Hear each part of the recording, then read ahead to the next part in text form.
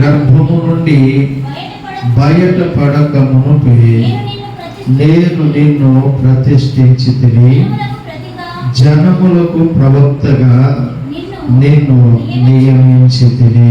పరిశుద్ధుడైన తండ్రి, ఈ సమయంలో కూడా వాక్యమైన మీరే ప్రజలకు అర్థమగు రీతిగా దాసును మరుగు చేసి మాట్లాడండి. మా అందరికి వినుబుద్ధిని పుట్టించండి. నీ మాటల యందు ఆసక్తిని కలుగు చేయండి. దేవా, నీ వాక్కు చేత మీరు ఏదైతే ఆశీర్వాదం బిడ్డల కొరకు సిద్ధపరిచారో అది స్వతంత్రించుకునే కృప ప్రతి బిడ్డ మీద నాయన యేసు నామములో ఈ రాత్రి విడుదల చేయబడును గాక.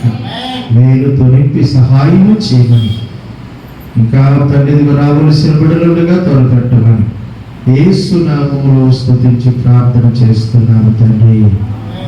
ఆమేన్. మంచిది ప్రియులారా, మనము చదువుకున్న భాగం ఇర్మియా గ్రంథము 1వ అధ్యాయము 4-5 వచనాల్లో దేవుడు ఇర్మియాతో మాట్లాడుతున్నట్లుగా మనము చూస్తాం. ఇర్మియాతో మాట్లాడుతున్న 2 మాటలు ఈ రాత్రి మన ధ్యాన అంశంగా ముందుకు తీసుకెళ్దాం. ఇర్మియాతో దేవుడు అంటున్న మాట, యెహోవా వాక్కు నాకు ప్రత్యక్షమై ఇలాగ సెలవిచ్చాను, గర్భములో నేను నిన్ను రూపింపక మునిపే ఎరిగితిని అనేది ఒక మాట. గర్భములో నీవు రూపించబడక మునిపే నిన్ను ఎరిగితిని అనేది ఒక మాట. నీవు గర్భము నుండి బయటకు రాక మునిపే నేను నిన్ను ప్రతిష్ఠించి తిని, జనములకు ప్రవక్తగా నియమించి తిని అనేది 2వ మాట. ఈ రాత్రి ఈ సమయంలో మనం ఈ 2 మాటలు నేర్చుకోవడానికి ప్రయత్నం చేయాలి. ఇర్మియాతో దేవుడు మాట్లాడుతూ ఉన్నాడు. ప్రారంభ వచనం నుండి మనం ప్రారంభిస్తే, బెన్యామీను దేశములో అనాతోతులో కాపురమున్న యాజకులలో ఒకడైన ఎల్కియా కుమారుడైన ఇర్మియా అని మనకు అర్థమవుతుంది. ఇర్మియా ఎవరు అంటే ఒక యాజకుని కుమారుడు. ఇర్మియా తండ్రి యాజకత్వం చేసేవాడు.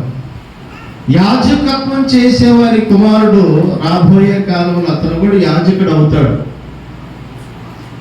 ఇర్మియా చాలా చిన్న వయసులో ఉండగా దేవుడు ఇర్మియాతో మాట్లాడుతూ ఉన్నాడు. ఏమని? ఇర్మియా, నేను తల్లి గర్భములో ఉండగానే, లేకపోతే నిన్ను రూపించక మునిపే నేను ఎరిగి ఉన్నాను అన్నాడు దేవుడు. అంటే ఇర్మియాను దేవుడు ఎరిగి ఉన్నాడు అన్న సంగతి ఎవరికి తెలియదు? అప్పటి వరకు ఇర్మియాకు తెలియదు. అంటే అప్పటి వరకే ఎరిగి ఉంటానికి, తర్వాత నీకు నాకు సంబంధం లేదు అంటలేదు. ఇక ముందు కూడా నీ జీవితంలో ఏది జరిగినా అది నాకు తెలిసే జరిగింది కాబట్టి జాగ్రత్త అంటున్నాడు. నేను నిన్ను ఎరిగి ఉన్నాను అనే మాట అంటే ఎంతటి దేవుడు ఇప్పుడు ఇర్మియా నేను నిన్ను ఎరిగి ఉన్నాను, నిన్ను ఏర్పరచుకున్నాను, లేదా నిన్ను ప్రతిష్ఠించుకున్నాను, నిన్ను నియమించుకున్నాననే మాటలు ఎందుకు మాట్లాడుతున్నాడంటే, ఇర్మియా జనములకు ప్రవక్తగా దేవుని పని చేయాలి. ఎప్పుడు దేవుడు ఇర్మియాతో మాట్లాడాడో, ఇర్మియా నోట నుండి వచ్చిన మాట ఏంటో తెలుసా? 6వ వచనం. అందుకు ఇర్మియా, ప్రభువుకు యెహోవా చిత్తగించుము, నేను బాలుడను, మాట్లాడుటకు నాకు శక్తి చాలదు. అయ్యా, నీవు నన్ను ఎరిగి ఉండటం వాస్తవం అవ్వచ్చు, జనములకు ప్రవక్తగా ఉండాలని నియమించడం వాస్తవం అవ్వచ్చు, కానీ నేను చెప్పండి ఎవరిని? బాలుడను, మాట్లాడుటకు నాకు శక్తి చాలదు. నేను ఇంకా చిన్న వయసులోనే ఉన్నాను, నీవు చెప్పే పెద్ద పెద్ద మాటలు మాట్లాడటానికి నాకు శక్తి చాలదు అని ఇర్మియా దేవునితో మాట్లాడితే 7వ వచనంలో దేవుడు అంటాడు, యెహోవా నాకిలాగు సెలవిచ్చెను, నేను బాలులను అనొద్దు, నేను నిన్ను పప్పువారి యొద్దకు పోవలెను, నీకు ఆజ్ఞాపించిన సంగతులన్నీ చెప్పవలెను. 8వ వచనంలో అంటాడు, వారికి భయపడొద్దు. ఇర్మియా, నేను ఎక్కడికి పంపుతాను అక్కడికి వెళ్ళాలి, ఏది చెప్పమని చెప్తానో ఆ మాటలు ఖచ్చితంగా చెప్పాలి. 9వ వచనంలో కూడా అద్భుతమైన మాట, అప్పుడు యెహోవా చెయ్యి చాచి నా నోటిని ముట్టి ఇలాగూ సెలవిచ్చాను, అదిగో నేను నీ నోట నా మాటను ఉంచి ఉన్నాను. స్తోత్రం చెప్పండి అందరూ. అసలు అద్భుతంగా దేవుడు ఇర్మియాతో మాట్లాడుతూ, నేను బాలుడని అనొద్దు, నేనేం మాట్లాడతాను నా దగ్గర శక్తి లేదు అనొద్దు, నీవు నేను ఎక్కడికి పంపుతాను అక్కడికి వెళ్ళాలి, నీ నోట చెప్పండి నా మాటను ఉంచాను అన్నాడు. ఇర్మియా ఒకవేళ బాల్యములో ఉన్నాడేమో, ఇర్మియా ఒకవేళ వయసులో పిన్న వయసులో ఉన్నప్పటికీ దేవుడు తన మాటలు తన వాక్కును ఇర్మియాకి ఇస్తూ ఈ మాట అంటున్నాడు, నేను నిన్ను పంపిన చోటకల్లా నువ్వు వెళ్ళాలి. మొదటి మాట మనము ఇర్మియాను దేవుడు ఎరిగి ఉన్నాడు. ఎప్పుడు చెప్పండి? తల్లి గర్భములో రూపించబడక మునిపే. ఒకవేళ తల్లిదండ్రులు ఎరిగితే ఇర్మియాను ఎప్పుడు ఎరుగుతారు? తల్లి గర్భంలో నుండి బయటకు వచ్చిన తర్వాత ఈయన మామూడు, మా కుమారుడు. ఇర్మియా ఒకవేళ సమాజం ఎరిగితే, ఇర్మియా కాళ్ళు చేతులు బాగుండి నడవగలిగినప్పుడు ఈ అబ్బాయి పలానాడు అబ్బాయా, ఇతడు బెన్యామీను గోత్రానికి సంబంధించినోడా అంటూ ఏదో ఒక వరుస కలిపి పలానాడు పిల్లోడు అయ్యి ఉంటాడులే. కానీ దేవుడు అంటున్నాడు, తల్లి గర్భములో రూపించబడక మునుపే నేను నిన్ను ఎరిగి తిని. అంటే దేవుడు ఎందుకు ఎరిగాడు ఇర్మియానంటే, ఇర్మియాతో దేవుడు తన పనిని జరిగించాలనుకుంటున్నాడు, పెద్దలకు చెప్పించాలనుకుంటున్నాడు. చెప్పండి, ఎవరితో? పిల్లోడితో. ఇర్మియా వెళ్ళి ఇశ్రాయేలు దేశపు గోత్రముల్లో ఇశ్రాయేలు పెద్దలు రాజులతో సహా మాట్లాడబోతున్నాడు. ఇంకా నేను అనుకుంటున్నాను, ఇర్మియా ద్వారా ఏమేమి జరిగించాలని దేవుడు తలంచాడో, నీ వెళ్ళు, నీ నోట నా మాట ఉంచాను అన్నాడు. మరి వెళ్తే ప్రకటిస్తే అక్కడ ఏమన్నా జరిగిద్దేమో. దేవుడు నేను ఎరిగితిని అనే మాట ఇర్మియాకు అన్నాడు కదా, భవిష్యత్తులో ఏం జరగబోతుందో కూడా దేవుడికి చెప్పాలందరూ. తెలుసా తెలియదా? ఇర్మియా ఎంతో ఉండగా భవిష్యత్తును ఎరిగిన దేవుడు ఇర్మియా విషయంలో ఏమేమి చేశాడో కొన్ని మాటలు విందాం.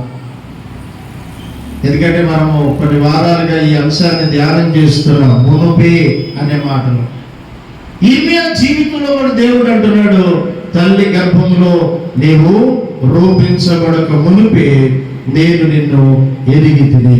చూడండి, మొదటి మాట ఇర్మియాకు దేవుడు చెబుతున్న మాట 8వ వచనం చదువుడు. మొదటి అధ్యాయం 8వ వచనం, వారికి భయపడకుము, నిన్ను విడిపించుటకు నేను నీకు తోడై ఉన్నాను, ఇదే యెహోవా వాక్కు. హల్లెలూయా. ఇర్మియా, నేను నిన్ను ఎరుగుదును గనుక నిన్ను విడిపించడానికి నేను నీకు తోడై. ఎవరి చేతుల నుంచి విడిపిస్తాడు? ఇప్పుడు ప్రకటించాల్సిన మాటలు, ఇర్మియా ప్రకటించాల్సిన మాటలు, ఇశ్రాయేలీయులారా దేవుడు నిశ్చయముగా మిమ్మల్ని ఆశీర్వదించును గాక అనే మాటలు కాదు. మీరు చేసిన పాపమునకు కలగబోయే ఫలం ఇది అని చెప్పాలి. ఎందుకంటే ఇర్మియా కాలానికి వచ్చేటప్పటికి ప్రజలు ధర్మశాస్త్ర గ్రంథములో నుండి పూర్తిగా బయటకు వచ్చేసారు. ఇర్మియా కాలంలో ప్రజలు విచ్చలవిడిగా, ఆఖరికి రాజులు కూడా వాళ్ళ ఇష్టం వచ్చినట్టుగా బ్రతుకుతున్నారు కనుక ఇర్మియా ఇప్పుడు వెళ్ళి చెప్పాల్సింది, మీరు చేస్తున్న దానికి ఇదిగో రాబోతున్న శిక్షలు ఇవి. ఇప్పుడు ఎవరైనా ఆశీర్వాదాల గురించి చెబుతూ బాగా వింటారు, కానీ రాత్రి కుక్కల గురించి చెప్పాను. దేవుని మాట విన్నందుకు ఆ భార్యాభర్తలు, ఆ పిల్లలు, ఆ కుటుంబాలు ఎవరు పాలైపోయారంట? కుక్కలు పాలయ్యారంట. అయ్యవరు అంటారు, నువ్వేమన్నా చేసుకో, నువ్వేమన్నా చెయ్యి, దేవుడు నేను దీవించును కాక అంట. అబ్బా, అదిరా సూపర్ వర్తమానం. స్టవాటుపురంలో దొంగలంట దొంగతనానికి వెళ్ళే ముందు పాస్టర్ గారి దగ్గరికి వచ్చి ప్రార్థన చేయించుకుంటారంట. ఎందుకు చెప్పండి? మేము వెళ్ళే మార్గంలో ఎవడు అడ్డం రాకూడదు, పోలీసులు పట్టుకోకూడదు, మేము పట్టుబడకూడదు, కేసులు ఏమి రాకూడదు, మేము వెళ్ళే మార్గంలో దేవుడు తోడుగా ఉండాలని ఎబ్బేసి ప్రార్థన అనమాట. అది ఎబ్బేసి ఏమో మంచిగా చేశాడు, వీళ్ళేమో అటు ప్రార్థన చేయించుకొని వెళ్ళేవాళ్ళంట. ఒక మాట చెప్పాలంటే వాళ్ళు కూడా ప్రార్థన చేసుకొని బయలుదేరేవాళ్ళు కొంతమంది భక్తులు. వాళ్ళ సామాగ్రి, దొంగతనం చేసే సామాగ్రికి దండాలు పెట్టి కొబ్బరికాయలు కొట్టి మొక్కుబడులు చేసి వెళ్ళేవాళ్ళు అంట. అంటే అర్థమేంటి తెలుసా? మేము వెళ్ళొచ్చిన తర్వాత నీ భాగం నీకు ఇస్తాము. దేవుడు ఒకవేళ కనుక వీళ్ళ దశమ భాగాలు కనుక ఆశిస్తే చెప్పండి, వీళ్ళని ఏం చేయాలి? దొంగతనములు అభివృద్ధి చేయాలి. ఏళ్ళ ఇప్పుడు దొంగలు ఎక్కువైపోతే ఊర్లో ఇంకేమైపోయింది చెప్పండి? ఇప్పుడు ప్రశాంతంగా ప్రజలు కొనుక్కుంటున్నారు, కానీ ఇంతకుముందు కరెంటు లేని రోజుల్లోనంటే మా నాన్నగారు వాడు చెప్పేవాడు, రోజుకి ఒక ఇంట్లో 2-3 ఉండారనుకో, ఒకడికి డ్యూటీ వేస్తారంట. దొంగలు ఆ మూలను అరుస్తారు వాళ్ళు కావాలని. ఒక బ్యాచ్ అక్కడ ఉండి అరిసేటప్పటికి వీళ్ళందరూ కర్రలు తీసుకొని అక్కడికి వెళ్ళలేకే ఈ ఇద్దరు నుండి బ్యాచ్ వచ్చి ఇటుని దొంగిలించేస్తారు. అటు చేసేవాళ్ళు అంట. విచ్చలవిడిగా దొంగతనాలు జరిగే పల్లెటూరులో వాళ్ళందరూ యేసయ్య దయ వల్ల మారిపోయారు. స్తోత్రం చెప్పండి. దేవుడు మీ దశమ భాగాలను మాకు వద్దురా బాబు, మీరే కావాలనుకున్నాడు. ఆ స్టువార్టుపురాన్ని సువార్తపురంగా మార్చేశాడు. హల్లెలూయా. నేను జ్ఞాపకం చేస్తున్నాను, ఇప్పుడు ఇర్మియా చెబుతున్న మాటలకి వాడు కనుక ఇర్మియాని ఇబ్బంది పెడితే దేవుడు అంటున్నాడు, నేను నీకు తోడై ఉండి నేను విడిపిస్తాను అన్నాడు. ఇర్మియాతో దేవుడిస్తున్న గొప్ప భరోసా ఏంటో తెలుసా? నేను నిన్ను ఎరుగుదును, నీకు రాబోతున్న శ్రమలు, కష్టాలు, ఇబ్బందులు, ప్రజల వల్ల కలిగే వ్యతిరేకతలు కూడా నాకు తెలుసు, వాటిని కూడా నేను ఎరుగుదును. నేను ఎరుగుదును కనుక ఇర్మియా నువ్వేమి భయపడాల్సిన అవసరం లేదు అన్నట్లుగా.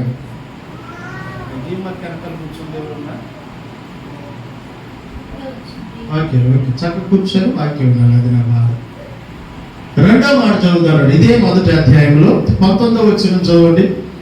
ఇర్మియాతో దేవుడు చెబుతున్న మాట, వారు నీతో యుద్ధము చేయుదురు గాని నిన్ను విడిపించుటకు నేను నీకు తోడయ్యుందును, వారు నీపై విజయము పొందజాలరు, ఇదే యెహోవా వాక్కు.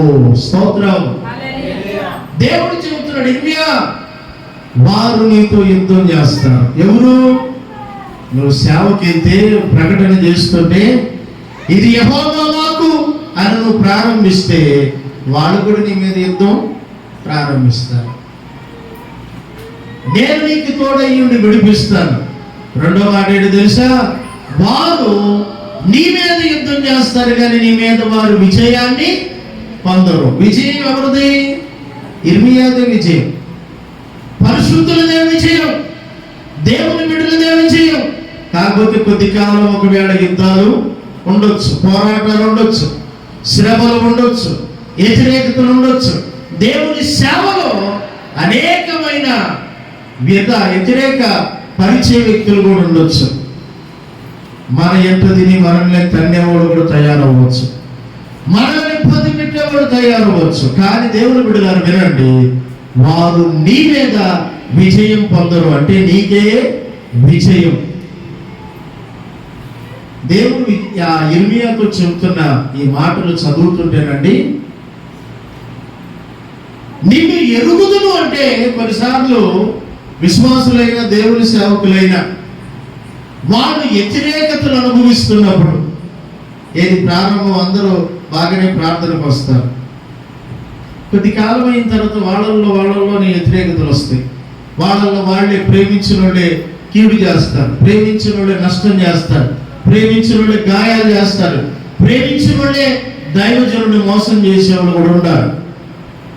అలాంటప్పుడు వీళ్ళు ఏమనుకుంటారంటే, దేవుడు ఏమయ్యాడు అసలు, దేవుడు ఎందుకు నన్ను వదిలేశాడు, దేవుడు ఎందుకు నన్ను పట్టించుకోవట్లేదు, దేవుడు ఇంతకాలం తను సేవ చేయించుకొని నన్ను ఏకాకిగా వదిలేశాడా అనేవాడు లేరా? ఉన్నారు. అయితే దేవుని మాట ఏంటి తెలుసా? నేను మిమ్మల్ని అనాథలుగా విడవను. స్తోత్రం చెప్పండి. నేను అనాథలుగా విడవను. నేను పరలోకం వెళ్ళవలసిన అవసరం ఉంది. మీ కొరకు వేరొక ఆదరణకర్తను పంపుతానన్నాడు కదా శిష్యులతో. దేవుడు మనల్ని ఏ పరిస్థితుల్లో వదిలిపెట్టడండి.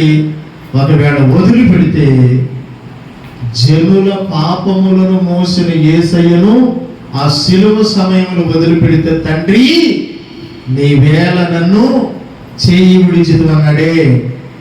ఒకవేళ నీ ద్వారా ఏదైనా చేయించుకోవడానికి దేవుడు ఒక కొద్ది సమయం నిన్ను వదిలిపెట్టొచ్చేమో కానీ, ఒక తల్లి అయిన మరుచును కానీ నేను నిన్ను మరువని వాగ్దానం చేసిన వాడు మన దేవుడు. స్తోత్రం చెప్పండి. రెండు చేతులు అట్లెత్తి దేవునికి యేసయ్యకి నిండు హృదయంతో చెప్పండి. ఆయన విడవనే విడువడు. ఇర్మియా, వారు నీ మీద విజయం ఏమాత్రం పొందరు.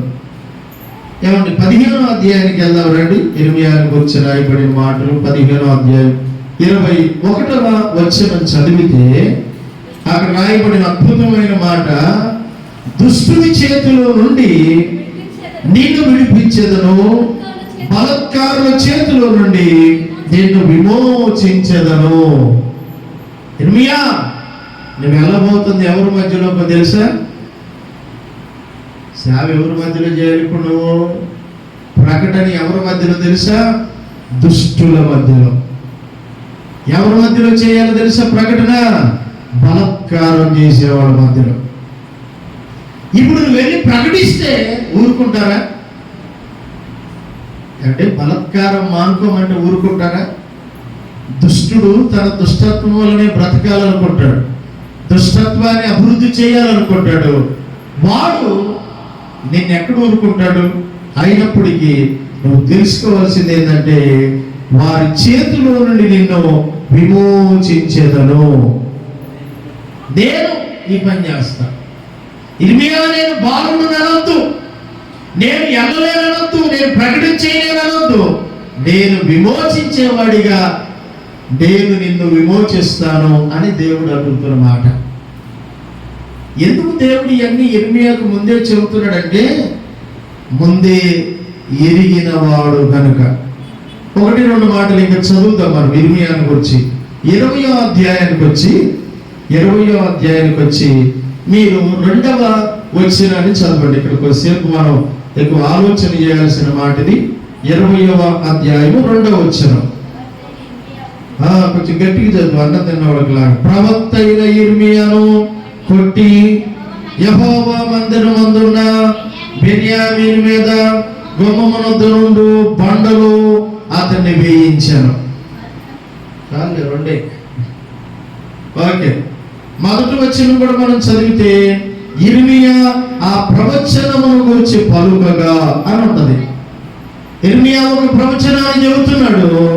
అక్కడ ఉండే వాళ్ళంట వచ్చి ఇర్మియాను కొట్టి బండలో వేశారంట. బొండ అని ఉందా కదా, అదొక శిక్ష వాళ్ళ దేశంలో. ఇర్మియాను తీసుకెళ్ళినప్పుడు శిక్ష విధించారు. ఎందుకు? ఒక ప్రవచనం చెబుతున్నాడు ఇర్మియా. దేవుడు ఏమన్నాడు? జనములకు నిన్ను ప్రవక్తగా చేస్తానయ్యా అన్నాడు. ప్రవక్త కాబట్టి ప్రవచనం చెబుతాడు. ప్రవక్త ప్రవచించకుండా ఉండలేడని దేవుని వాక్యం చెబుతుంది. ఇప్పుడు ఇర్మియా వెళ్ళి ప్రకటన చేయగానే బొండలు వేసేసాడు బాబు తీసుకెళ్ళి. ఆ శిక్ష విధించారండి ఇర్మియాకు. ఆ శిక్షలో ఇర్మియా ఉన్నప్పుడు మొత్తం మీద ఆ శిక్షలో నుండి దేవుడు యిర్మీయాను ఎక్కడికి తీసుకొచ్చిన 11వ వచనం ఒక మాట మీరు చదవండి. అయితే పరాక్రమము గల సూర్యుడు వలె యెహోవా నాకు తోడై ఉన్నాడు.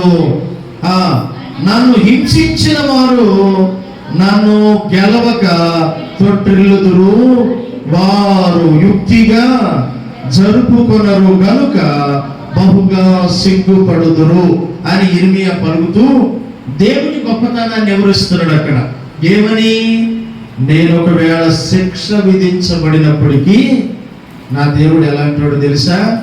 పరాక్రమము కలిగిన సూర్యుడు.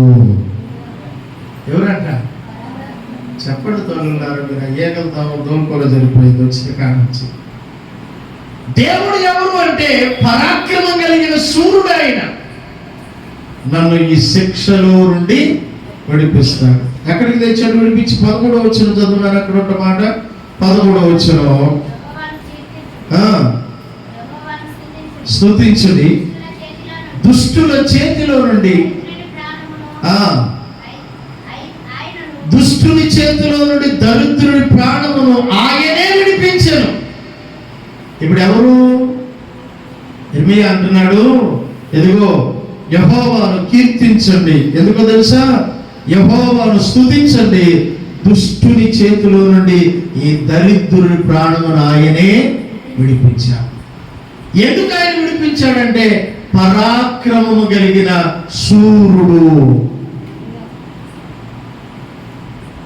ఏమంటే ఆ శిక్షలో ఉన్న యిర్మీయాకు అర్థమైపోయింది, అసలు తల్లి గర్భములో నేను పడకముందే నన్ను ఎరిగిన దేవుడైన,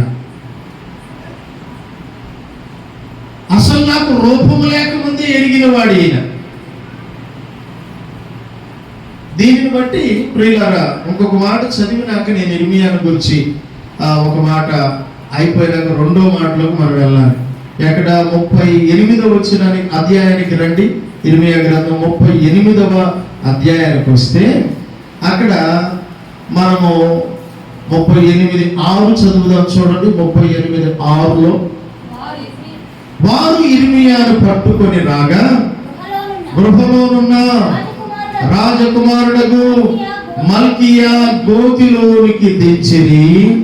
అందులోనికి యిర్మీయాను త్రాళ్లతో దించినప్పుడు ఆ గోతిలో నీళ్లు లేవు, బురద మాత్రమే ఉండేను. ఆ బురదలో యిర్మీయా దిగబడెను. ఎక్కడేశారంట యిర్మీయాని? నీళ్లు లేని బురద ఉన్న గోతి అని అన్నారు. మనం అది ఒక సినిమా లాగా తీశారు కదా, స్టోరీ చూసాము. అందులో ఆ బురద ఎట్లా ఉంటుందో అది చూసినప్పుడు కొంతపాటుకు నిజమే కదా అనిపించింది. ఎందుకు? ప్రకటించినందుకు, ఎందుకు చెప్తున్నందుకు, ఎందుకు ఇదే యెహోవా వాక్కు అంటున్నందుకు యిర్మీయాని తీసుకెళ్ళంట పాపం బురదలో పడేశారట. ఆ గోతిలో ఇప్పుడు యిర్మీయా ఉంటే దేవుని బిడ్డలారా మనం ఒక ప్రత్యేకతను చూడాలి. యిర్మీయాని బురదలో వేశారని, యిర్మీయాని గోతులో వేశారని, యిర్మీయా అక్కడ శిక్ష అనుభవిస్తున్నాడని ఎబెద్మెలెకు అనబడిన ఒక వ్యక్తి వింటాడు. 10వ వచనం మనం చదివితే చూడండి, అందుకు రాజా నీవు ఎక్కడ నుండి 30 మంది మనుషులను వెంట పెట్టుకుని పోయి ప్రవక్త అయిన యిర్మీయా చావక మునుపే ఆ గోతులో నుండి అతని తీర్చమని కూషీయుడగు ఎబెద్మెలెకుకు సెలవయ్యగా. ఇప్పుడు ఎబెద్మెలెకు అనబడిన ఒక వ్యక్తికి దేవుడు చెబుతున్నాడు, రాజు చెప్తున్నాడు. ఎందుకంటే అక్కడ జరుగుతున్న అన్యాయాన్ని అతడు కళ్ళారా చూస్తున్నాడు. యిర్మీయాను ప్రకటన చేయటానికి వస్తే వీళ్ళు తీసుకెళ్లి బురదలో దించారు. రాజుగారు ఒక 30 మందిని కనుక నాకు సహాయంగా పంపితే ఆ గోతులో నుండి యిర్మీయాను బయటికి తీస్తాను అంటే అతడు కోరినట్లుగా రాజు ఆజ్ఞాపించగా అతడు వెళ్ళి యిర్మీయాను తీసుకొచ్చి 13వ వచనం చూడండి. యిర్మీయా అలాగు చేయగా వారు యిర్మీయాను తాళ్లతో చేదుకొని ఆ గోతులో నుండి వెలుపలకు తీసిరి. అప్పుడు యిర్మీయా బందీ గృహశాలలో నివసించను. గోతులో నుండి తెచ్చి ఒక బందీ గృహంలో పెట్టారు. ఎవరినండి? ప్రవక్త అయిన ఇర్మియా. నేను ఈ మాటలు మీకు ఎందుకు జ్ఞాపకం చేస్తున్నానంటే, గోతిలో ఉన్నవాడిని దేవుడు గోతులోనే విడిపించక ఆ సమయానికి చెప్పండి ఎబెద్మెలెకు అనబడిన వ్యక్తిని సహకారంగా ఇచ్చాడు. దేవుడు కొన్నిసార్లు అండి మనం ఉన్న పరిస్థితుల్లో నుండి మనలను తప్పించడానికి సహాయకులను లేపుతాడు. స్తోత్రం చెప్పండి. సహకారులను పంపుతాడు. ఎందుకు? మనమున్న స్థితిలో నుండి కొన్నిసార్లు మనలను వాళ్ళు బయటకు తేవటాడు. ఈ విధంగా దేవుడు ఇర్మియాను ఎన్నోసార్లు 13వ వచనంలో ఉన్నది, 28వ వచనంలో కూడా ఈ అధ్యాయంలో ఇర్మియా బందీ గృహశాలలో ఉన్నాడని ఆ మాటను మనం చదువుతాం. ఇప్పుడు ఇర్మియా బందీ గృహశాలలో ఉన్నాడు. దేనిని బట్టి మీరు చెప్పండి? ఇప్పుడు ఇన్ని మాటలు మనం ఇర్మియాను గురించి చదువుతున్నాం. ఇర్మియా ఏమన్నా బూతులు తిట్టాడా? అబద్ధం ఆడాడా? దొంగతనం చేశాడా? మరి ఏమి చేయకుండా ఇర్మియాను ఎందుకు అంటే, దేవుడు ఇర్మియా నీ ద్వారా జరగవలసిన పని జరగాలి. ఇప్పుడు ఒక భాగం అయింది. చెప్పండి ఏ భాగం అది? తల్లి గర్భములో నీవు పడక మునుపే నిన్ను ఎరిగి తిని అన్నాడు. తెలుసు నువ్వంటే నాకేంటో, నీ ద్వారా ఏమి చేయించాలో నాకు తెలుసు అన్నాడు.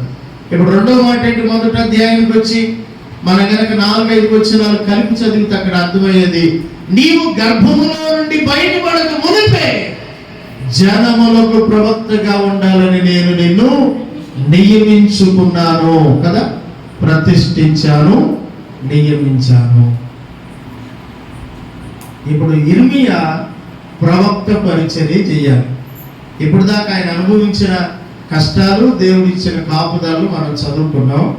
ఇర్మియా వెళ్ళి ఏం చేయాలని దేవుడు చెబుతున్నాడో ఇప్పుడు మళ్ళీ మొదటి అధ్యాయానికి వచ్చి ఒకసారి మనం అక్కడి నుంచి కనుక ధ్యానం ప్రారంభిస్తే చూడండి. ఆ మాట ఇర్మియాతో దేవుడు చెబుతున్నాడు, నువ్వు వెళ్ళి ఏం చేయమన్నాడు. 10వ వచనం చదవండి. అక్కడ రాస్తున్న మొదటి అధ్యాయం 10వ వచనం చదువు. పెళ్ళగించుటకు, విరగగొట్టుటకు, నశింప చేయుటకు, పడద్రోయుటకు, కట్టుటకును, నాటుటకును నేను ఈ దినమున జనముల మీదను రాజ్యముల మీదను నిన్ను నియమించి ఉన్నాను. స్తోత్రం చెప్పండి. 6 సంగతులు చెప్పాడు అక్కడ. ఇర్మియా నీవు ప్రవక్త పరిచర్య చేయాలి. నేను బాలుండి, నా వల్ల కాదు, నేను వెళ్ళలేను అంటున్నావు కదా, నీకు ఎంత గొప్ప అధికారం ఉందో తెలుసా? మా తల్లులారా, ఇప్పుడు ఇర్మియాని గురించి మనం చదువుతున్నాం కదా, అయ్యా మనకు అసలు బైబిల్లో ఏమి లేదా, మన గురించి బైబిల్లో ఒక్క మాట కూడా లేదా అంటే, లేదని అనుకున్నప్పుడే కూర్చోవడం కూడా చేత కాదు. లేదని అనుకున్నప్పుడే ఏముందో నా గురించి అంత, పోయిన వారం ఏమో యోసేపు అన్నాడు, తర్వాత ఏమో దానియేలు అన్నాడు, ఇప్పుడేమో ఇర్మియా అన్నాడు. ఎఫెసీ పత్రికలో ఒక మాట మీరు చదివితే మొదటి అధ్యాయము 6వ వచనం అంతా కనుక చదవగలిగితే కొంచెం పెద్ద వచనం ఉంటుంది అక్కడ ఎఫెసీ పత్రికలో. ఇర్మియాను గురించే కాదు, యేసు ప్రభువులో మనం ఏమయ్యాం అక్కడ చదువుతున్నాం. చూడండి 6వ వచనం అంతా చదవండి. ఆ చివరి మాటలు కనపడుతుంది మీకు. చదువు.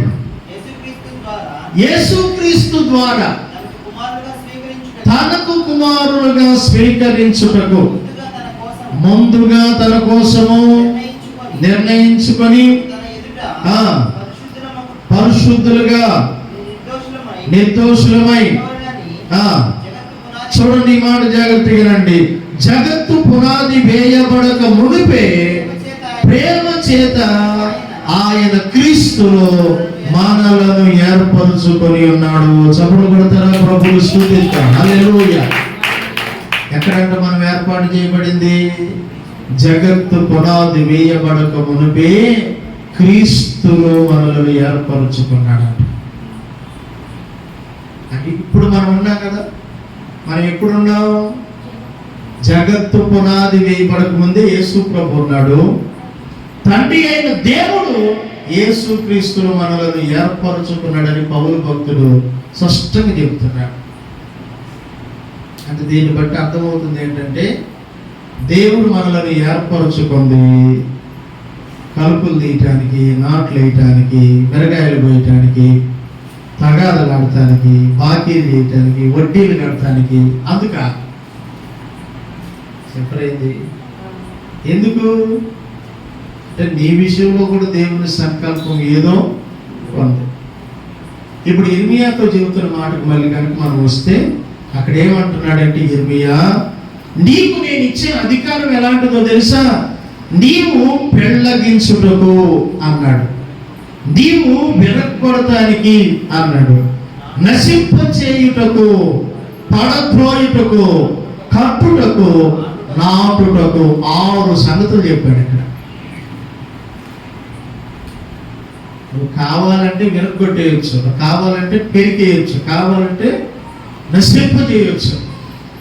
నీకు అధికారం ఉంది. ఇక్కడ యేసు ప్రభువులో మనకు అధికారం లేదా? అపవాదిని ఏం చేయాలంట? ఆడే వచ్చి తుక్కుగా కొట్టి వెళ్తున్నాయి తెల్లారి దాకా. పడుకుంటే దెయ్యాలు కల్లే.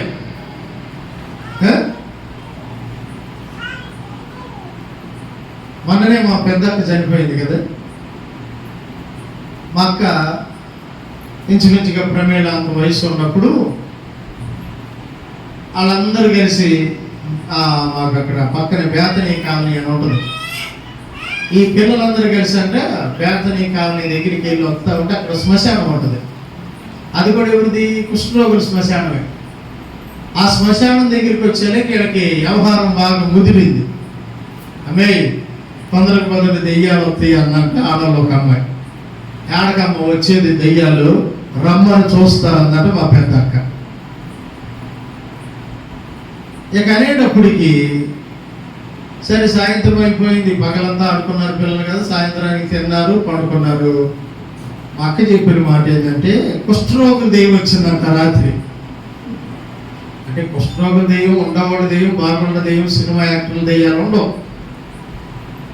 ఆమె ఉదయకాలం ఊహించుకుందా, ఆ ముక్కు చెవు సరిగ్గా, చేతులు ఏళ్ళు అవన్నీ సరిగ్గా ఉన్న ఒక వ్యక్తి వచ్చంట గుండెల మీద కూర్చొని రాత్రి అంతా గుద్దుతూనే ఉన్నా. అటు గుద్ది, ఇటు గుద్ది, అటు గుద్ది, ఎటు గుద్ది. ఈ సంగతి భాగ్యం కూడా బాగా తెలుసు. మేల్కో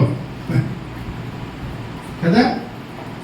ఆ శ్మశానం దాటేటప్పుడు దెయ్యం వచ్చి ఆడకొచ్చేది దెయ్యం రాణిగా సంగతి తెలుస్తాను అన్నట.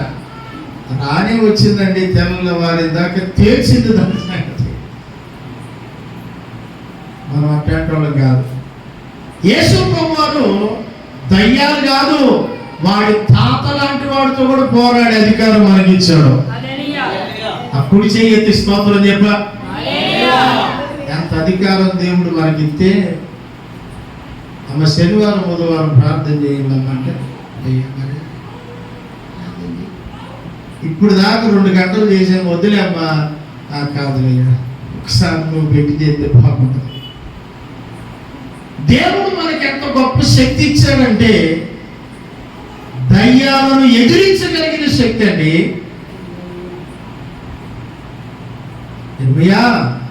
నేను నిన్ను ప్రతిష్ఠించుకుంది, నియమించుకుంది. అక్కడేమన్నాడు? రాజ్యముల మీదను జనముల మీదను నీకు నేను అధికారం ఇచ్చాను. నువ్వు వెళ్ళు, పెళ్ళగించు, విరగొట్టు, నశింపజేయి, పడద్రోయి, కట్టు, నాటు అని అన్నాడు. అంటే ఎంత గొప్ప అధికారం ఇర్మియాకి ఇచ్చారు. ఇప్పుడు ఇర్మియా ఉపయోగించుకున్నాడా? ఉపయోగించుకోలేదు. చెప్పాలి. ఇప్పుడు మనం ప్రార్థన చేస్తాం. ఏమని ప్రార్థన చేస్తాం? తండ్రి, ఇదిగో మా ఇంటికి ఒక దయ్యం వచ్చింది, యేసు నామములో వెళ్ళిపోమని చెప్పు. ఎవరు చెబుతాం? ఆయనకే చెబుతాం. ప్రభువా, ఆ దయ్యాన్ని తోలి, యేసు నామములో తోలి తోలి తోలి తోలి ఎలుగొట్టి యేసు నామములో వెళ్ళిపోవాలని. దయ్యంతో ఎప్పుడన్నా మాట్లాడు, దైవం ఏంది నువ్వు ఏం మా ఇంటికి వచ్చేవేంది? ఈ రాత్రి నువ్వు ఉండు, ఈ సంగతి తేలుతున్నాను నువ్వు.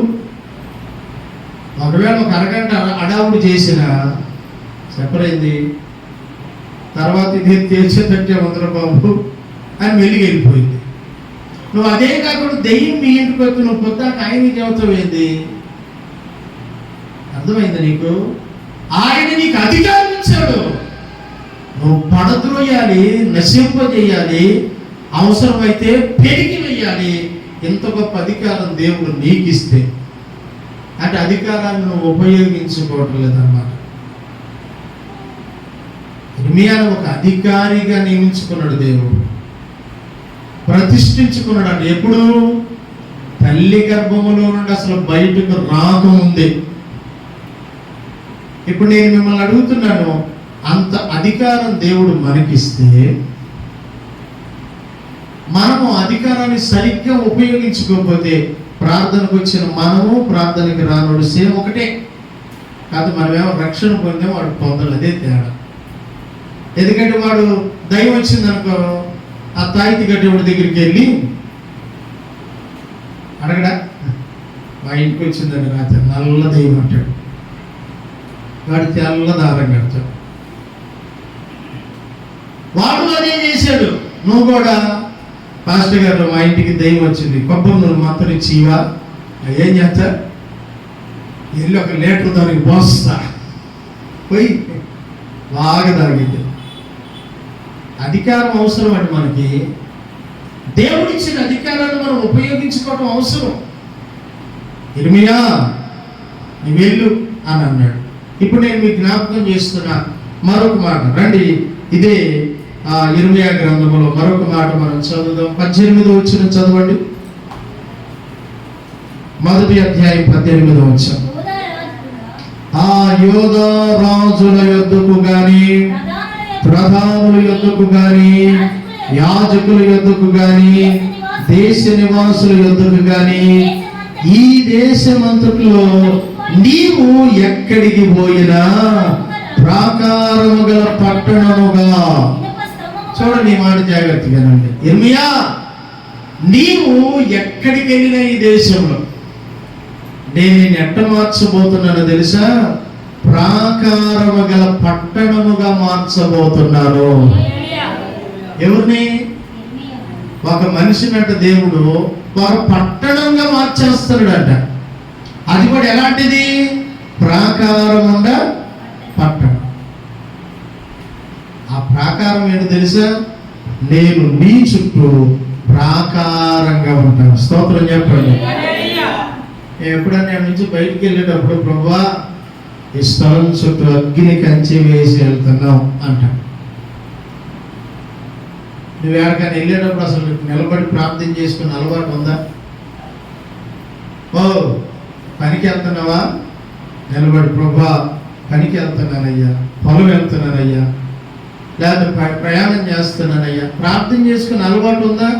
అసలు నువ్వు ఎప్పుడన్నా నీ ఇంటి ముందు ముసుగేసుకొని ఆ ఇంటి ముందు నిలబడి ప్రార్థన చేయటం నా ఇంటి పక్కన వాళ్ళన్నా చూసారా? అసలు నీ ఇంటి వాళ్ళన్నా చూసారా? ఏముండదు. లేవటం కొద్ది దూరం వెళ్ళి, ఏందక్క వెనక్కి వస్తున్నావు అంటే చెప్పులు మర్చిపోయి, అంత మతిమరుపు బ్యాగ్స్ కదా. హడావుడిగా కొంతమంది బస్సు దగ్గరికి వెళ్ళి పరుసు మర్చిపోయి వచ్చేవాడు కూడా ఉంటారు. ఎక్కిన తర్వాత ఆడు వెళ్ళి 2 కిలోమీటర్లు వదిలిపెడితే కానీ అప్పుడు అర్థమైంది. మమ్మల్ని అట్లే వదిలిపెట్టాడు. ఒకసారి మా చిన్నోడు ఎక్కించాడు మమ్మల్ని బస్సు. కొత్తగా వచ్చినప్పుడు పొలంలో చెరువు వెళ్ళాం. అమ్మాయి ఉంది కదా ఎల్లమ్మ, వాళ్ళ అక్క భర్తకు బాగా పోయి ప్రార్థన చేయాలని మన నెహేమియా తీసుకెళ్ళాడు. అన్న రండి అన్న అని. నేను, విజయమక్క, యేసురత్నం అన్న, పాస్టర్ అన్న 4 వెళ్ళాం. చక్కగా అక్కడికి వెళ్ళాం, ప్రార్థన పెట్టాం. తిరిగి పొలంలో చెరువు బస్ స్టాండ్లోకి వచ్చాం. బస్సు అప్పుడే స్టార్ట్ చేశాడు. వెనక నుండి చూశాను. ఈ బస్సు ఎటు వెళ్ళేదోనని నేను 2 అడుగులు ముందుకేసి ఆ బస్సు పేరు చదువుదాం. అప్పుడు మా చిన్నోడు అన్నాడు, అవసరం లేదన్నా, ఇది మేడకు పోయే బస్సే అన్నాడు. ఎందుకైనా మంచిదన్నా, ఎందుకు నువ్వు లేనిపోయిందని నేను 2 అడుగులు వేస్తుంటే, పెద్దోడు కదా, నన్ను అమాంతంగా ఆపేశాడు. అది పుల్లల చెరువు నుంచి మేడపల్లి వస్తే అన్నాడు. ఎక్కామండి. వాడు పుల్లల చెరువు బస్ స్టాండ్ మొదలుకొని వినుకొండ అటు నుంచి ముట్టుకుల మీద కూడా వచ్చే ఆ తిరుపతమ్మ గుడి కూడా దాటింది. అప్పుడు బస్సు గుడి దాటిన తర్వాత ఒక ఆడ కండక్టర్ అందులో పరువు పోయింది. టికెట్ అడ్డా వచ్చింది. టక్కన పరుసు తీసి ఒక 100 రూపాయలు ఇచ్చి 4 టికెట్లు మేడపి అన్న. కింద నుంచి పైదాడి చూసింది. మా చిన్నోడు కూడా ప్యాంటు చొక్క వేసుకొని ఉన్నాడు. డిగ్రీ చేసిన స్టూడెంట్ కూడా ఉంటాడు, అంత బాగున్నాడు. ఎవడరా నేను చెప్పింది వీడే అనాలి. ఇప్పుడు అమ్మ మసాలా అన్నామా 100 రూపాయలు మా మొహాన్ని పెట్టి ఇది పొలం చెరువు నుంచి మేడపి వెళ్ళదు. డైరెక్ట్ వినుకోండి వెళ్తా ఎక్కడ చెప్పండి. వాళ్ళు దిగి చిన్నోడా నమ్ముకోక నిన్ను నమ్ముకునే వేసినోడా అని వాళ్ళు దేవుడాట బస్ స్టాండ్కి వచ్చి ఈసారి కనుక చూడకుండా ఎక్కమన్నావా అన్న. ఇప్పుడు వరకు చెప్పలే మాకు. మళ్ళీ కొన్నిసార్లు దిగి నడిచినప్పుడు తెలిసింది మనకి. మన వాళ్ళకి ప్రార్థన చేసుకోవడం అనే అలవాటే ఉండదు. అధికారం ఇంకా నుంచి వచ్చింది. నీ చుట్టూ దేవుని కాపుదల ఏడుంటుంది. నీ పసిపిల్లల ప్రాణం కొరకు రేయి మొదటి జామునే లేచి కన్నీరు గార్చాలంట. నీళ్లు కుమ్మరించినట్లుగా హృదయం కుమ్మరించి ప్రార్థన చేయాలంట. పసిపిల్లలు అన్నారని ఇంకా రూతుల మీద ఎగవాలనుకుంటున్నారా? లేదా మా బొర్రలకి ఎగవాలనుకుంటున్నారా? ఇక్కడ ఒక తల్లికి పిల్లోడు పెళ్ళైనా పెద్దోడైనా మనవళ్ళు మనవరాలు పుట్టినా కూడా ఆ తల్లికి ఆ పిల్లోడు ఎట్లుంటాడు చెప్పండి? పసిపిల్లోడు లాగానే ఉంటుంది.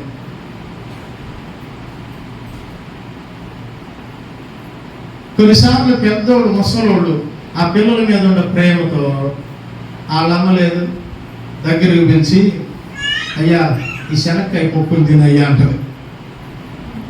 ఆడికి బీపీ పెరిగింది. ఆమె ఎందుకు పెడుతుంది? పిల్లోడు మామూడు నా గర్భంలో పుట్టినోడు అన్న ప్రేమతో. అమ్మా నేను శనక్కాయ పప్పులు తినేవాళ్ళకి కనపడుతున్నానా? అన్ని వజ్రాలు తిను, ఎంతేనా? అన్ని వజ్రాలు బంగారం వెండి 5. ఆ తల్లి ప్రేమ అర్థం కాదు. దేవుని బిడ్డలార పిల్లల ప్రాణం కోసమే ఒక తల్లి ప్రార్థన చేస్తేనంట ఆ పిల్లల చుట్టూ ప్రాకారంగా ఉంటుందంట ఆ ప్రార్థన. అర్థమైందా? మరి నీ ప్రార్థన ఎట్టుందో నాకు తెలియదు. నీ పిల్లల కోసం లేక మనవల కోసం మనవ సంతానం కోసం. ఇర్మియా అంటున్నాడు, ఇర్మియా నీవు ఈ దేశంలో ఎక్కడికి వెళ్ళినా నిన్ను ప్రాకారం కలిగిన పట్టణంగా మార్చేస్తా అన్నాడు. ఇంకా చదవండి. ఇనుప స్తంభముగా చేస్తానన్నాడు. 18వ వచనం ఎట్టంట? ఇనుప స్తంభముగా చేస్తాను. ఇంకా ఎత్తడి గోడలుగా నీ ఉందువు అని అన్నాడు. ప్రాకారం కలిగిన పట్టణం, ఇనుప స్తంభం, చెప్పండి, ఎత్తడి గోడలు. అర్థమైందా? ఎత్తడి గోడలుగా చేస్తా. ఎందుకు దేవుడు ఇర్మియాతో ఈ మాట అంటున్నాడంటే, నీవు ఎక్కడికి వెళ్ళినా అంటే సినిమాకి వెళ్ళినా అని కాదు. నువ్వు ఎక్కడికి వెళ్ళినా అంటే నీ ఇష్టం వచ్చినట్లుగా ఎక్కడికి పడితే అక్కడికి వెళ్తే కాదు. ఎక్కడికి వెళ్ళాలో తెలుసా? నేను నిన్ను ఏ పని కొరకు పంపుతానో, ఏ పని కొరకు వెళ్ళమని ప్రారంభమే చెప్పానో ఆ పని కొరకు నువ్వు వెళ్ళు. ఈ దేశంలో ఎక్కడికి వెళ్ళినా నేను నేను ఇదిగో ఈ విధంగా ఉంచుతాను అన్నాడు. ఏమండి జాగ్రత్తగానండి. ఇర్మియా ఎక్కడికి వెళ్ళి ప్రకటించిన వ్యతిరేకత వచ్చినా దేవుని కాపుదల మాత్రం ఉంటూనే ఉంది. ప్రకటించాడు.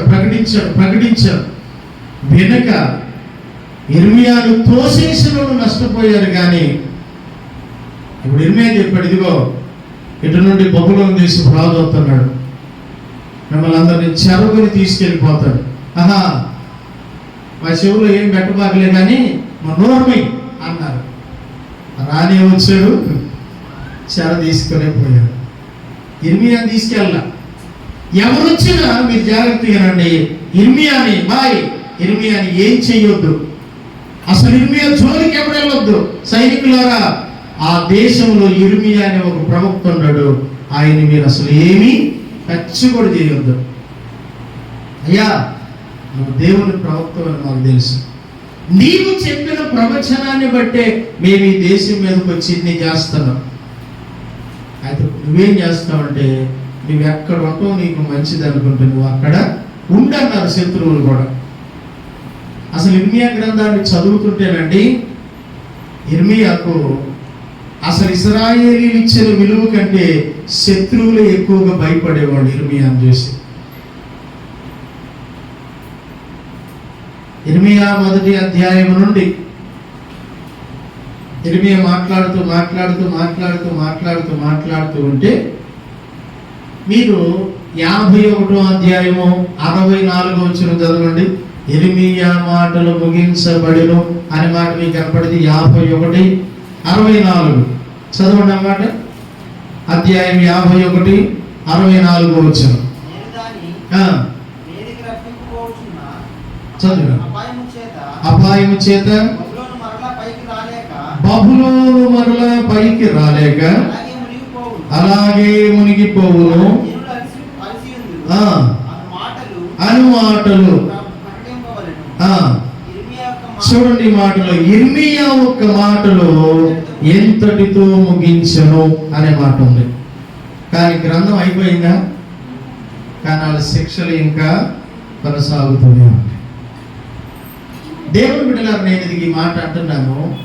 దేవుని పిల్లలుగా మనము యేసుక్రీస్తునందు విశ్వాసం ఉంచి రక్షణ పొంది యేసయ్యను నమ్ముకొని పరలోకం ఉంది అని తెలిసిన తర్వాత మనము తప్పక పాట ద్వారానో, మాట ద్వారానో, ప్రవర్తన ద్వారానో, క్రియల ద్వారానో ఖచ్చితంగా మనతో ఉన్న సమాజానికి మనం కూడా ప్రకటించాలి.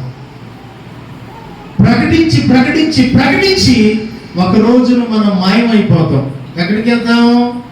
మన కొరకు మేఘాలు రాబోతున్నాయి. స్తోత్రం చెప్పండి. మన కొరకు ప్రభువు 2వ రాకడను సిద్ధపరిచాడు. మనం వెళ్ళిపోతాం. కానీ ఎడవబడిన వారి పరిస్థితి ఏంటో తెలుసా? శ్రమలు, మహా శ్రమలు. ఎడ జీవితాలు కొనసాగుతూనే ఉంటాయి. కానీ ఇర్మియా బాధ్యతలాగా మన బాధ్యత కూడా ప్రకటించి వెళ్ళిపోవాలి. ఇర్మియా ఎంత స్పష్టంగా ప్రకటించాడు. ఒక మాట చదువుతారా? ఇర్మియా ఎంత స్పష్టంగా ప్రకటించాడు. 13వ అధ్యాయం ఇర్మియా గ్రంథం, 13వ అధ్యాయం ఇర్మియా గ్రంథం 16వ వచనం మీరు చదివితే ఎంత చక్కగా చెప్పాడు చూడండి. ఆయనున్న కాలంలో ఆయనున్న ప్రజలకు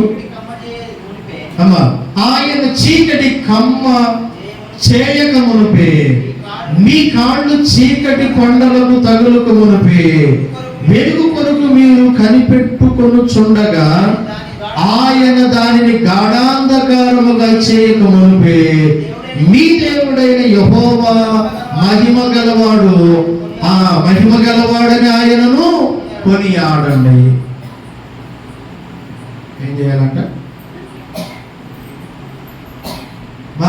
మీరు అనుకుంటున్నారు ఇప్పుడున్న వెలుగెట్టే ఉంటది, గాఢాంధకారాలు ఏముండవు అనుకుంటున్నారా? చూడండి, ఒకసారి దేవుడే చీకటిని కలుగు చేయబోతున్నాడు. ఆయన మీ కాళ్ళు కొండలకు తగిలేటట్టు చేయబోతున్నాడు. వెలుగు కొరకు కనిపెట్టుకొనుచున్నారు కదా, ఆయన దానిని గాఢాంధకారముగా చేయబోతున్నాడు. కాబట్టి యెహోవా మహిమ గలవాడని తెలుసుకొని మీరు ఖచ్చితంగా ఆయన ఏం చేయాలి? కొనియాడండి, లేదా సన్నుతించండి, స్తుతించండి. జాగ్రత్తగా మాటలు వింటే ఆ రోజు యెహోషువ యెరికో పట్టణం వాళ్ళందరికీ చెప్పేసి, మనము ఇప్పుడు యెరికో పట్టణం దగ్గరలో ఉంటాం. ఆ పట్టణం మీద యుద్ధానికి వెళ్తున్నాం. అందులో మీకు ఏమన్నా కనపడితే మీరు ఏం చేయకూడదు? తీసుకోకూడదు. సరేనన్నారు అందరూ. ఎందుకంటే అందరికీ ప్రకటన వినపడింది. మీకు కూడా వినపడుతుంది. మరి ఎంతమంది వింటున్నారు, ఎంతమంది దాన్ని నేలపాలు చేసుకుంటున్నారు? జాగ్రత్త అన్నాడు. కానీ ఎందుకో అందరు యుద్ధం చేస్తూ ఉంటే మనోడికి కొన్ని కనపడగానే వాటిని తెచ్చుకొని గుడారంలో దాచుకున్నాడు. ఎవరికి తెలియదు అనుకున్నారు. కానీ దేవుడు యెహోషువతో అంటున్నాడు, యెహోషువా, ఇదిగో ఇశ్రాయేలీయులు పాపం చేశారు. ఎందుకంటే యెరికో పట్టణానికి వెళ్ళొచ్చిన తర్వాత వాడు మళ్ళీ హాయి అనే ఒక పట్టణం మీదకి యుద్ధానికి వెళ్ళాడు. ఆ పట్టణానికి యుద్ధానికి వెళ్ళినప్పుడు యెరికోలో ఒక్కడు కూడా చనిపోలేదు. కానీ హాయి పట్టణం మీద యుద్ధానికి వెళ్ళినప్పుడు 36 మంది చనిపోతారు. దేవుడు యెహోషువతో మాట్లాడుతున్న మాట నాకు అర్థమవుతుంది ఏంటంటే, ఈ 36 మంది సావుకు కారణం ఇశ్రాయేలీయుల్లో ఒకడు పాపం. చెప్పండి, ఈ పాపం ఎంతమందిని చంపింది? నోరు తెరిచి చెప్పండి అమ్మా. 36 మంది సావుకు కారణమైంది. మరి లక్షలాది మంది కదా ఇశ్రాయేలీయులు. పట్టుకోవడం తెలియక గోత్రాల వారీగా, వంశాల వారీగా, తండ్రుల వారీగా అట్లా మొత్తాన్ని వరుసల క్రమంలో యెహోషువ లెక్కలు కడితే ఆకాను అనేవాడు పట్టబడ్డాడు. ఆకానుతో ఏమన్నాడు తెలుసా? ఆకాను, ఎప్పటికైనా దేవునికి మహిమ చెల్లించు అన్నాడు. నీవు చచ్చే ముందైనా పనిచేయరా బాబు అన్నట్టు యెహోషువ చెప్పాడు. మీకు అర్థమైతే మీరు చేయాల్సిన యోగ్యమైన పని ఏంటో తెలుసా? మీరు ఉన్న సమాజానికి ఇర్మియా స్పష్టంగా ప్రకటించినట్లుగా ప్రకటన చేయాలి. లేకపోతే వాళ్ళు నశించిపోతే మనం ఏమవుతాం? ఉత్తరవాదులు అవుతాం. అక్కలారా చెప్పండి, ఉత్తరవాదులు. నీ తోటి సమాజాన్ని రక్షించవలసిన బాధ్యత నీ మీద ఉంది. వాళ్ళు రక్షణ పొందకపోతే చెప్పండి, ప్రకటించామన్న బాధ్యత అయినా నీవు వహించాలి. అందుకని ఇర్మియాతో దేవుడు చెబుతున్నాడు, నువ్వు తల్లి గర్భంలో అసలు పడకముందే నేను ఎరిగాను. నీవు అసలు తల్లి గర్భంలో నుండి బయటకు రాకమునిపే జనములకు ప్రవక్తగా నేను ప్రతిష్ఠించి నియమించాను. ఇర్మియా చేశాడా? చేయలేదా? ఖచ్చితంగా దేవుడు ఏది చెప్పాడో. నేను అనుకుంటున్నాను, ప్రవక్తల జీవితాలన్నీ మనం పోగేసుకుంటే ఇర్మియా పొందినన్ని శ్రమలు ప్రవక్తలు ఎవరు పొందారు? తన సొంత జనుల చేత ఇర్మియా తిరస్కరించబడ్డాడు, కొట్టబడ్డాడు, శిక్షించబడ్డాడు, దూషించబడ్డాడు. ఎన్ని శ్రమలు అనుభవించినా ప్రారంభించాడు చెప్పండి, ముగించాడు. దేవుడు అంటాడేమో ఇర్మియాని, బలా నమ్మకమైన. కొంతమంది ప్రారంభిస్తారు, కొద్ది కాలానికి మాయమైపోతారు. మళ్ళీ ఏదో బాగానప్పుడు దయ్యాలు పట్టినప్పుడు మళ్ళీ వస్తారు. అదేంటి అసలు? నీ జీవితంలో విశ్వాస జీవితం ప్రారంభిస్తే సుడిగాలిలోనైనా జడివానలోనైనా అని భక్తుడు పాడాడు కదా, సాగిపోవాలి. అలా ఉండాలని కోరుకుంటూ ఈ మాటలు ముగిస్తున్నాం. ప్రభు ఈ మాటలు మనందరి వెనుకలో ఆశీర్వదించరు కాక.